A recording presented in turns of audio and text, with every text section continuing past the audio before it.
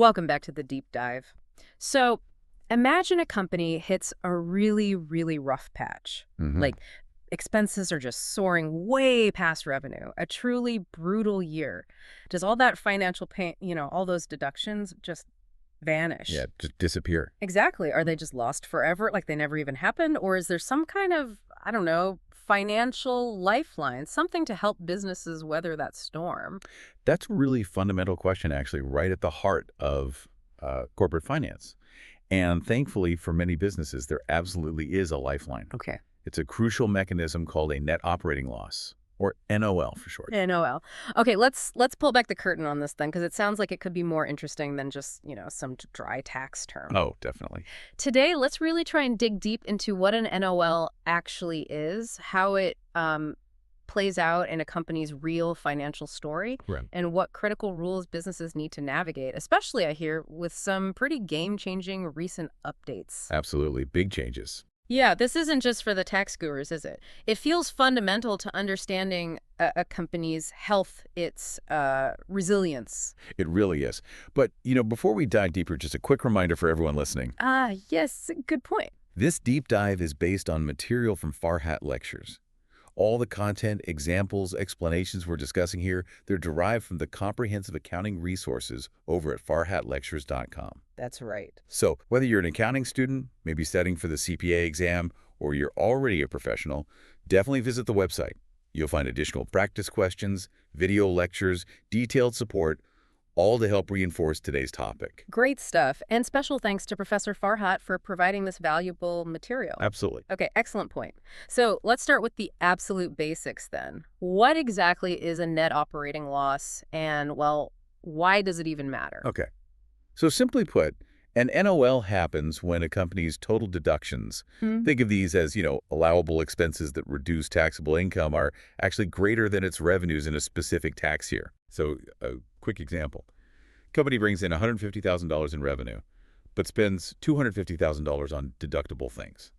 That $100,000 difference, that's their net operating loss. And the immediate sort of obvious impact of that, I'm guessing, is they don't pay any taxes in that specific year. Hmm. Because, well, there's no profit to tax. Precisely, yeah. If you're operating at a loss, no income tax is due on current profits for that year. But, and this is where the real insight comes in, it's a principle Congress has sort of embraced. Okay. They view a business as a continuous entity, not just like a series of isolated tax years. Ah, interesting. Yeah, the underlying idea is that those excess expenses from a really tough year shouldn't just be lost forever. Right, they shouldn't just vanish. Exactly. They should be allowed to offset profits in later, more successful years. It's really about recognizing the ongoing nature of a business, providing a degree of fairness and continuity. Like building up a credit. Sort of, yeah, like building up a financial credit for future use. Yeah. Acknowledging that, business cycles have ups and downs. Okay, so it's essentially a way to kind of smooth out the tax burden over time.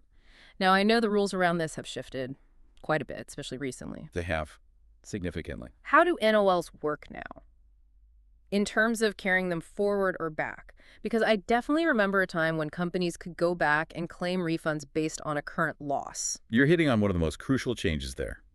Under the current rules, specifically for net operating losses incurred from 2021 onward, they can only be carried forward. Only forward to offset future taxable income.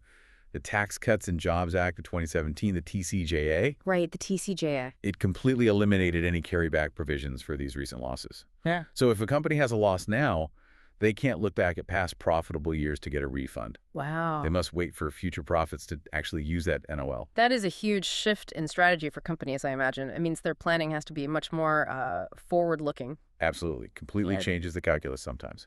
Okay, well, to really bring us to life, let's trace a company's journey.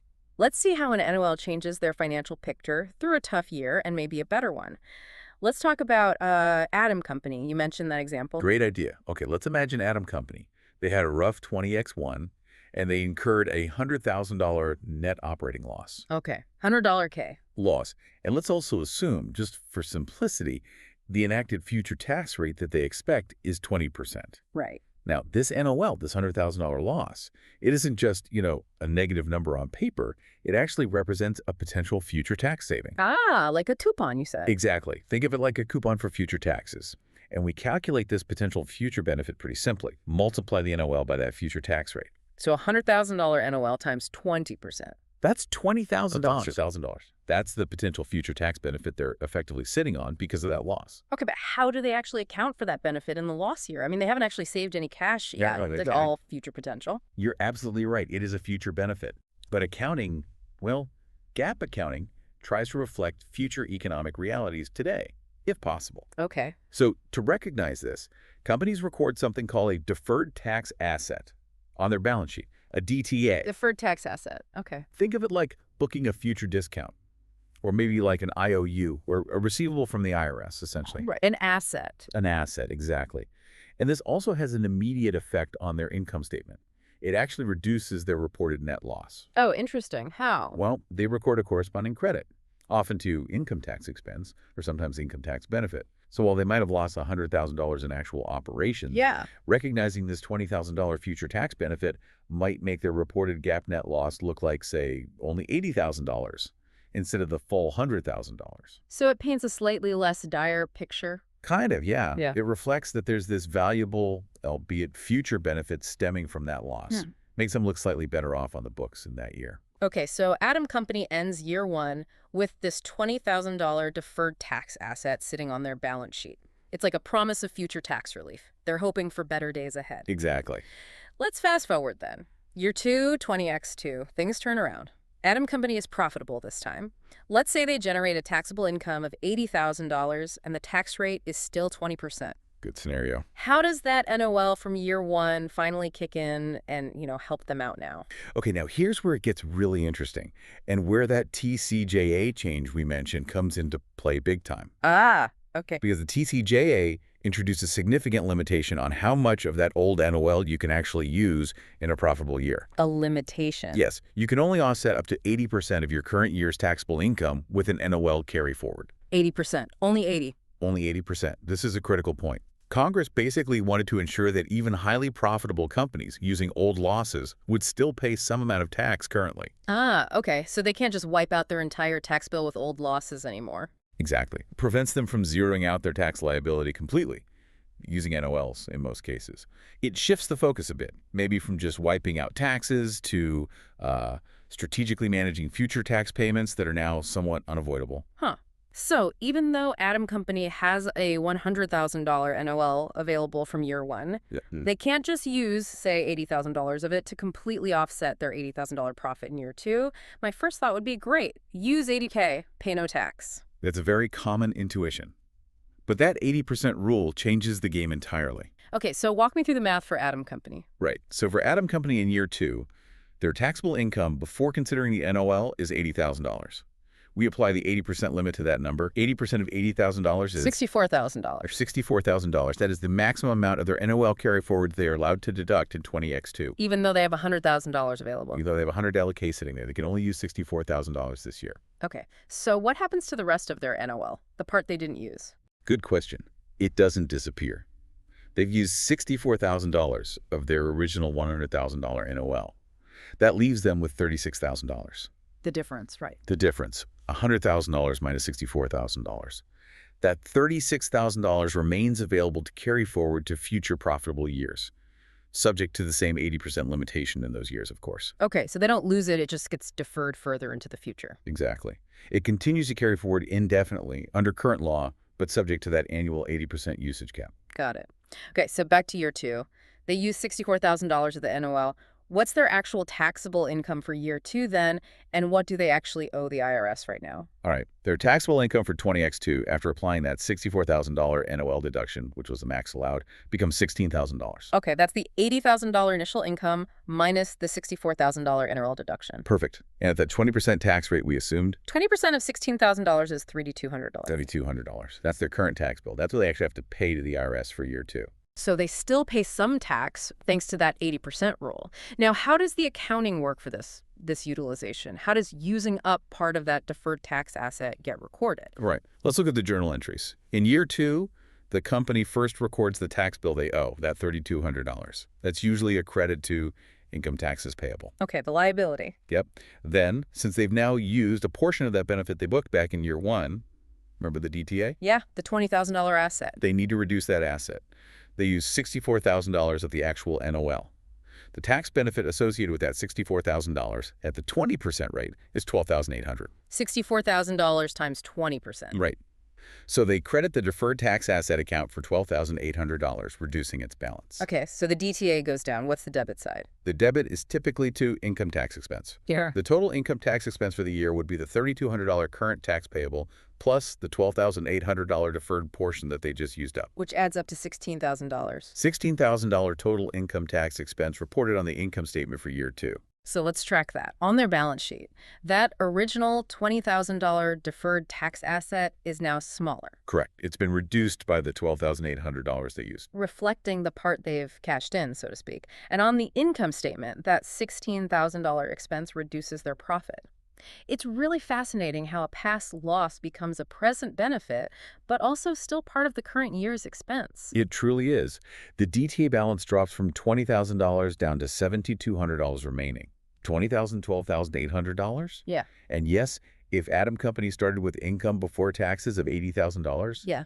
after accounting for that $16,000 total income tax expense, their net income under GAAP would be $64,000 for the year. Right. 80K minus 16K. Yeah, Shows how that NOL really impacts the bottom line, even years later. definitely. Okay, so that covers the, let's say, standard scenario where a company has an NOL, expects to use it, and then does use it, albeit with that 80% limit. Right, the good scenario, if you will. But what if? What if a company isn't so sure they'll ever actually realize that benefit? What if they look ahead and just see more losses, making that deferred tax asset look a bit, well, hypothetical? Ah, yes. That's a very real possibility. This is where that term valuation allowance comes in, isn't it? Exactly. This is a critical accounting judgment, a moment of real scrutiny and professional skepticism. Okay. The rule is, if it's deemed more likely than not, and that's specific threshold, meaning over a 50% probability More likely than not? Okay. that a company won't be able to realize some or all of its deferred tax asset, maybe because they genuinely predict ongoing losses far into the future, then they must establish a valuation allowance. Oh, what is that allowance exactly? It's essentially a contra asset account. Yeah. Think of it like the allowance for doubtful accounts against receivables.